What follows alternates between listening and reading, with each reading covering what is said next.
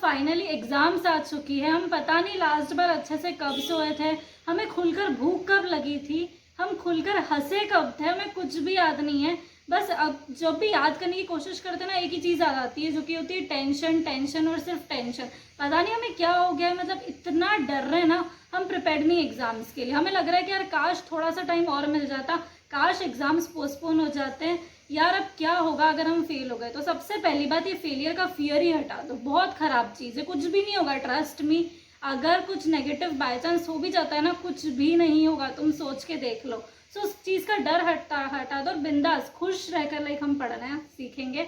और हमेशा से दो बच्चे मैंने देखे एग्जाम में, पता है, एक वो बच्चे रहते हैं जो कि पूरी तरह से प्रिपेयर्ड रहते हैं एग्जाम्स के लिए। उन्होंने आरटीपी कर ली, उन्होंने एमटीपी कर ली, उन्होंने जाने कितने नंबर ऑफ अटेम्प्ट्स के प्रीवियस ईयर क्वेश्चन पेपर कर रखे हैं, उन्होंने पूरा पेपर प्रिडिक्शन कर रखा है एक तरह से, और वो मतलब जाने कितनी नंबर ऑफ टाइम्स रिविजन्स करके बैठे हैं। और एक सेकंड वो बच्चे रहते हैं जो कि चिल रहते हैं, हम लाइक मेरे जैसे, जिनका एक बार का कोर्स ही खत्म नहीं हुआ होता और हमको एग्जाम्स की उतनी टेंशन ही नहीं होती, क्योंकि हमको पता है कि हमारे पास तो खोने के लिए कुछ ज़्यादा है ही नहीं।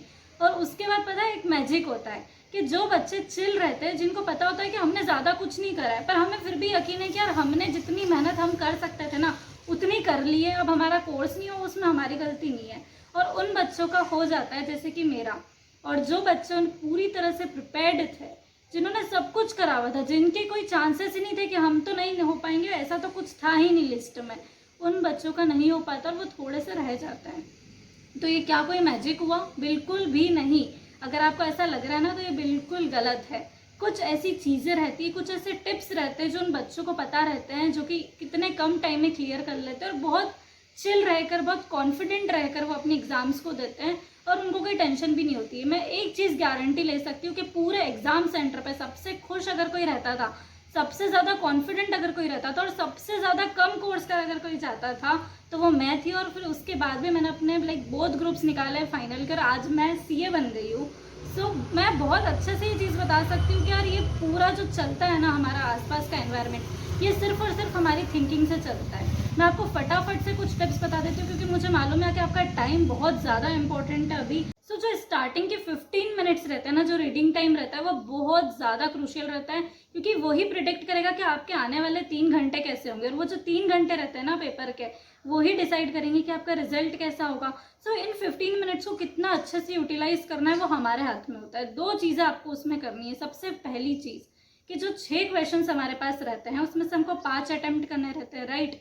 अब इन 5 क्वेश्चंस हमको कौन सा अटेम्प्ट करने हैं, ये चूज करना बहुत डिफिकल्ट हो जाता है। क्योंकि देखो, ऐसा क्वेश्चन जो कि हमको पूरा आता हो, अगर ऐसा कोई क्वेश्चन है तो डेफिनेटली हम उसको अटेम्प्ट करने वाले हैं, पर ऐसे बहुत कम क्वेश्चंस होते हैं क्योंकि ये सीए का पेपर है।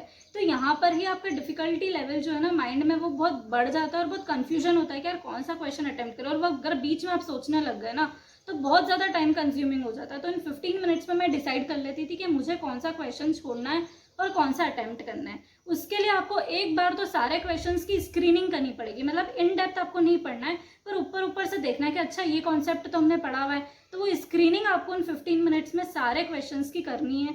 सेकेंड चीज़, आपको फर्स्ट कंपलसरी क्वेश्चन जो है ना वो नहीं पढ़ना है। मतलब पेपर पढ़ने का तरीका क्या हुआ सही कि फर्स्ट क्वेश्चन को छोड़ दो, क्योंकि वो तो कंपलसरी क्वेश्चन है। नेक्स्ट जो 5 क्वेश्चन है उसमें से हमको पढ़ना स्टार्ट करना है। फिर सेकंड चीज़ रहती है कि एक क्वेश्चन माइंड में पहले से पूरा सॉल्व करके रख लो। तो अब क्या हुआ कि हमको कैसे क्या करना है, मतलब अब आपका दिमाग नहीं चलेगा, अब सिर्फ आपके हाथ चलेंगे। तो जब एक क्वेश्चन आपको पूरा स्टार्टिंग में आ जाता है ना, और 10-15 मिनट में वो आपका पूरा क्वेश्चन हो जाता है, और आपको लगता है कि मेरे 20 नंबर में से या 15 नंबर में से मेरे 10-12 नंबर तो ऐसे ही सिक्योर्ड है, तो वो अलग ही कॉन्फिडेंस आपको देते हैं कि यार अब मुझे 40 में से सिर्फ 30 नंबर और चाहिए पास होने के लिए। सो एक क्वेश्चन पूरा माइंड में डेफिनेटली सॉल्व करके रखना है। और ये क्वेश्चन पता है कौन सा क्वेश्चन होगा? लास्ट के जो 2 क्वेश्चन रहते हैं, 5th और 6th क्वेश्चन, उसमें से ही रहेगा, क्योंकि वो क्वेश्चंस कंपैरेटिवली सिंपल आते हैं हमेशा। तो अगर आपको लग रहा है ना सेकंड या थर्ड क्वेश्चन पढ़ के कि यार हमसे नहीं हो पा रहा है, पेपर बहुत टफ है, तो अभी इतनी जल्दी पेपर को जज मत करो, क्योंकि पिक्चर अभी बाकी है मेरे दोस्तों, ठीक है।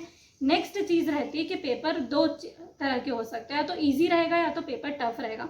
अगर आपको लग रहा है स्टार्टिंग में पेपर को पढ़ करके पेपर तो बहुत ईजी है, पूरा देखा हुआ है, और उसके बाद हम पेपर जैसे ही सॉल्व करना शुरू करते हैं और हमको लगता है कि यार ये देखी हुई चीज़ें है, ये इतनी बार मैंने क्वेश्चन करा हुआ है, उसके बाद भी मुझसे एग्जाम में नहीं बन रहा है, मतलब हमने हर चीज़ कर ली, 10-10 बार हमने रिटर्न प्रैक्टिस करी और उसके बाद भी हमसे एग्जाम में नहीं बन रहा और हमारे हाथ धूजने लग जाते हैं, तब सब चीज़ें ब्लैंक होने लग जाती है कि जब देखे कि वह क्वेश्चन नहीं बन रहे हैं तो बाकी क्वेश्चंस कैसे बनेंगे। तो उस समय आपको क्या करना है कि ये बहुत नॉर्मल चीज़ है। आपको अगर ऐसा लग रहा है कि ये सिर्फ आपके साथ हो रहा है ना, तो ऐसा नहीं है, ये आपके आसपास बैठे हुए ऑलमोस्ट बच्चों के साथ हो रहा है। तो उस टाइम पर हमको थोड़ा सा 2 मिनट का टाइम अपने आप को देखना है और सोचना है कि यार हम क्या बन रहा है, क्या अभी भी हो पा रहा है, क्या नेक्स्ट स्टेप हो पा रही है, नहीं हो पा रही तो उस क्वेश्चन को वहाँ पर ही छोड़ दो और नेक्स्ट क्वेश्चन की तरफ बढ़ जाओ, क्योंकि हमको ज़्यादा टाइम नहीं देना है। तो एक ऐसी सिचुएशन भी बनी थी जहाँ मुझे लगा था कि मुझे पूरा पेपर आता है, पर मैंने हर क्वेश्चन लाइक हाफ भी सॉल्व नहीं करा था, 2-3 स्टेप करी और उसको मुझे छोड़ना पड़ा और इतना ज़्यादा मैं पैनिक हो गई थी। उसके बाद लास्ट क्वेश्चन तक गई मैंने अपने आप को थोड़ा सा रिलैक्स करा, MCQ कर लिए उसके बाद। और फिर जब मेरे को लगा कि यार अब मैंने थोड़ा बहुत लाइक अच्छा खासा पेपर लिख लिया, मेरे 30-35 मार्क्स तो आ रहे हैं, मुझे बस 5 नंबर के लिए और मेहनत करनी है इस पेपर को क्लियर करने के लिए, तब जाकर फिर मैं थोड़ी रिलैक्स हुई और मुझसे सारे क्वेश्चंस फिर बनने लग गए। तो ये पूरा मेंटेलिटी का खेल रहता है। और अगर आपको लग रहा है ना कि आप कहीं पर भी अटक रहे हो, तो आप सारे क्वेश्चन में कुछ ना कुछ स्टेप्स करके उसकी भी मार्किंग मिलती है। नेक्स्ट फिर अगर पेपर टफ आ गया, जो कि डेफिनेटली आने वाला है, CA एग्जाम से एक पेपर इतना टफ आएगा कि आपने सोचा भी नहीं होगा। पिछली बार भी लाइक इंटर के पेपर में एडवांस अकाउंट्स का पेपर और FMSM का पेपर बहुत टफ आया था, लेकिन इसमें तो बहुत अच्छी बात है, बहुत खुश हो जाना अगर पेपर टफ आ जाए तो। क्यों? क्योंकि यहाँ पर आपको बहुत ज़्यादा ग्रेस मार्किंग मिलने के चांसेस बढ़ गए हैं। पिछली बार FMSM में ऑलमोस्ट 8 मार्क्स का ग्रेस मार्क मिला था और एडवांस अकाउंट्स में 4 to 5 मार्क्स के ग्रेस मार्क्स थे। तो ये याद रखना कि आपको ICAI भी चाह रहा है पास करना, चेकिंग जो है वो थोड़ी ईजी होगी। और यहाँ पर पैनिक करने की बजाय आप ये मानना कि सभी के लिए पेपर मुश्किल है, आपके अकेले के लिए नहीं है, और जितना हो सके ना उतना करने की कोशिश करना, कोई भी पेपर को छोड़ना मत। और इसी के साथ थर्ड टिप मेरी यही रहेगी कि हमको उस मेंटेलिटी के साथ जाना है कि हमारा पेपर किसी भी हालत में छूटना नहीं चाहिए। अब कैसे, मतलब नहीं, जैसे बहुत सारे ऐसे क्वेश्चंस रहेंगे जो कि आपको पता चल जाएगा कि यार मेरे पास हाफ एंड आवर है, मेरे तो इतने सारे क्वेश्चंस बच रहे हैं, तो वो छूटेंगे डेफिनेटली। तो आपको क्या करना है, एटलीस्ट उन क्वेश्चंस को अटेम्प्ट करके आ जाना, मतलब जो क्वेश्चन में गिवन है ना वो 1-2 लाइन लिख कर आ जाना, ताकि वो क्वेश्चन आपके अटेम्प्टेड माने जाए और अगर ग्रेस मार्क्स मिले तो आप उन ग्रेस मार्क्स के लिए एलिजिबल हो। ठीक है, सो 6 क्वेश्चंस आपको अटेम्प्ट नहीं करने हैं, जो 5 क्वेश्चंस आपने चूज करे ना वो सारे 5 क्वेश्चंस आपको एटलीस्ट अटेम्प्ट करके आना है। मतलब पूरा 100 मार्क का क्वेश्चन पेपर जो है ना वो आपको पूरा अटेम्प्ट करना है। नेक्स्ट चीज़, अब क्या होता था कि मैं तो बहुत कम कोर्स कर जाती थी, तो मेरा पेपर तो यूजुअली वैसे ही बहुत जल्दी हो जाता था। तो अब मैं क्या करती थी, बैठे बैठे मैं कुछ इंपॉर्टेंट चीज़ें जो मैंने टिक मार्क कर रखी होती थी पहले, जैसे कि मुझे पेपर में अंडरलाइन करना है, कुछ ऐसी चीज़ें जो कि मैं स्पेशली याद करके गई हूँ और जो कि मुझे पता है कि जो चेक कर रहा है ना पेपर उसको बहुत इंप्रेस कर सकती है, क्योंकि वो एज इट इज़ मैंने ICAI मॉड्यूल में से उनकी लैंग्वेज ऐसी कैसी कॉपी करी है। तो मैं हमेशा से अंडरलाइन कर आती थी अपने पेपर में, और इसका इतना बेनिफिट मिलता है ना, मतलब किसी किसी को ऐसा लगता है कि हमने पूरा सही लिखा, उसके बाद भी हमको 10 नंबर में से इतने कम मार्क्स क्यों मिले, हमको सिर्फ 5 या 6 नंबर क्यों मिले, पूरा क्वेश्चन तो सही है। और मैं इस चीज़ में बहुत लकी रहती थी, क्योंकि अगर मैं कोई क्वेश्चन अटेम्प्ट कर रही हूँ ना तो मुझे उसमें हाईएस्ट मार्क्स मिलते थे। मतलब मैंने दूसरों जैसा ही लिखा है पर उसमें फिर भी मुझे लाइक हमेशा से हाईएस्ट मार्क्स मिलते थे कंपैरेटिवली। अब नेक्स्ट क्या, आपको बेस्ट पेपर प्रेजेंटेशन वहाँ पर नहीं करना आना है, लाइक हमको कोई उसका अवार्ड नहीं चाहिए, एटलीस्ट हमारा पेपर जो है ना वो क्लियर और प्रिसाइज होना चाहिए। सिर्फ इतनी सी बात आपको ध्यान रखनी है। मतलब मेरा पेपर अगर आप कभी भी देखोगे ना तो आपको लगेगा कि यार इतना अच्छा से प्रेजेंटेड नहीं है, कोई बहुत अच्छी हैंड राइटिंग नहीं है, पर फिर भी मैंने जो आंसर्स लिखे ना वो एकदम क्लियर है, प्रिसाइज और समझ आ रहे हैं कि अच्छा ठीक है, यहाँ पे आंसर से मैं बॉक्स कर देती थी, अंडरलाइन कर देती थी। मतलब आप भले कुछ भी कर रहे हो पर एग्जामिनर को समझ आना चाहिए कि आपने हर चीज़ अच्छे से लिखी है, स्टेप बाय स्टेप आपको हर चीज़ समझानी है वहाँ पर। मतलब हमने जो इतने पूरे साल भर मेहनत करी ना वो किसी को भी नहीं पता है। आप जो 3 घंटे में अपने पेपर में लिख कर आ रहे हो, सिर्फ और सिर्फ वही चीज़ दिख रही है, तो आपको जो आता है ना वो आपको पूरा लिख कर आना है। अब लास्ट और सबसे ज़्यादा इंपॉर्टेंट टिप मैं आपको ये देना चाहूँगी कि जब भी आप अपना पेपर स्टार्ट करोगे ना, जैसे कि मैं तो नवकार मंत्र गिनती थी क्योंकि हमारे जैन में वो बहुत माना जाता है, लेकिन आपको जो भी जिस भी रिलीजन में आप बिलीव करते हो वो एक बार उस चीज़ से स्टार्ट करना पेपर शुरू होने से पहले।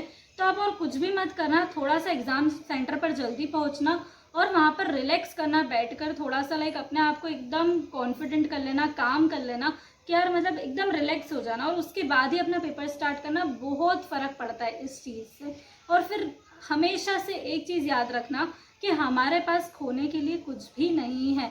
ऐसे बहुत सारे लोग हैं जिन्होंने हमसे बहुत ज़्यादा मेहनत करी और वो भी लाइक बहुत बार पास नहीं हो पाते और काफ़ी उसके रीजंस रहते हैं। बहुत बार लक फेवर नहीं करता है, सिचुएशंस अगेंस्ट रहती है, तो कोई बात नहीं यार। तो वो फियर ऑफ फेलियर जो है ना वो बिल्कुल हटा दो अपने दिमाग से, क्योंकि कुछ भी नहीं है हमारे पास खोने के लिए, सब कुछ अच्छा ही होगा। पॉजिटिव माइंडसेट लेकर जाना, तुम अपना बेस्ट देना और बेस्ट ही तुमको मिलेगा। सो आज की वीडियो अगर आपको पसंद आई हो तो वीडियो को लाइक करना ना भूले, चैनल को सब्सक्राइब करना ना भूले। So thank you so much for watching, bye.